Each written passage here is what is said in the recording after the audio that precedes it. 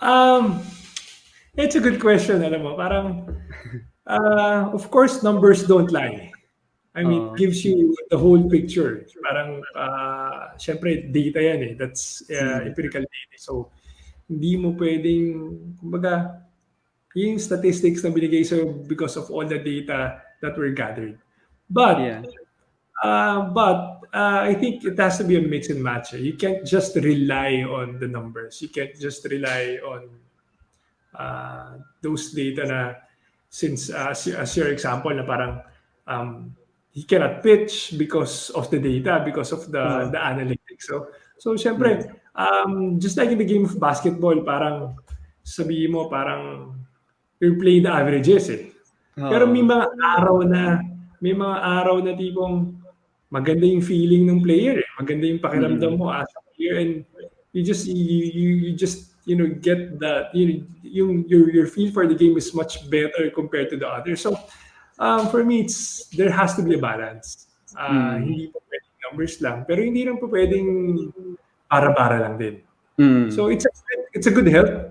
Of course, it's a good help. I mean, Yeah. especially for coaches to dissect the game. Pero you can't just rely on that eh, because I mean, kung numbers lang yung pagbabasihan natin, parang I don't think we should play the sport anymore. You Oo. know, 'di ba? Siyempre, iba pa rin yung nadadaan ng iba yung nabibigay ng motivation. Let's say Mm. baka previous games baka mamaya may pinagdadaanan lang or Mm. maganda yung pep talk ni coach that day. So maganda yung may mga ganong factors eh. For me, Oo. those things, I mean, you would experience it inside the locker room. Yeah. So yung saka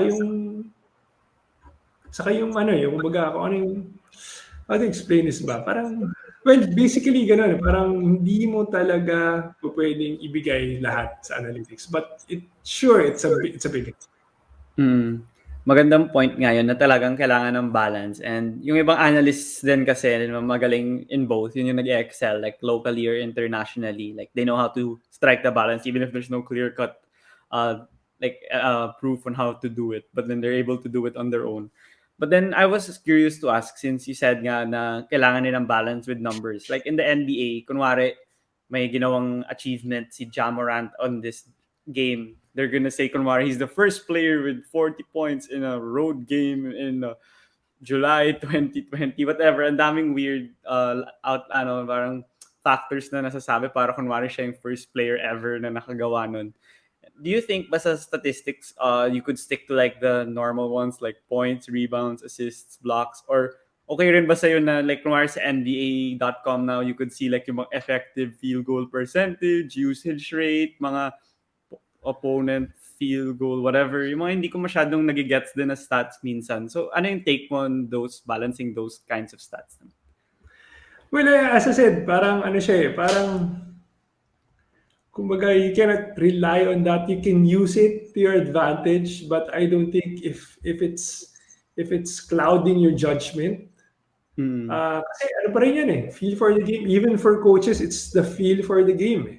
I Hmm. mean, how can you parang how it's a matter of motivating your players and like seeing them perform because you've seen them you've seen them perform during games practices and kung yung pakiramdam mo it's yung gut mo tells you na no this player is doing well or this player is gonna bring out the best in this Hmm. game. So for me, yes, sometimes parang especially pag sabi mo um, during road games, maganda yung Oh, nilalaro niya. Yes, yeah. it's a factor that you can say na parang he's very comfortable playing against not at their arena.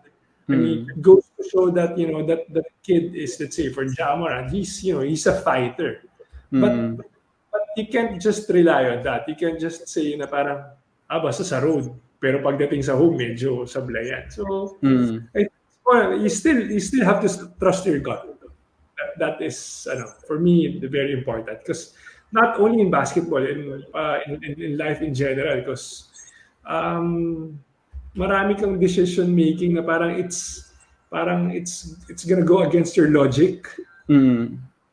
But parang when you trust your gut and say, no, I'll fight for this, and then after a while it's gonna turn out that it's a good decision. So Yeah. ganun yung point ko.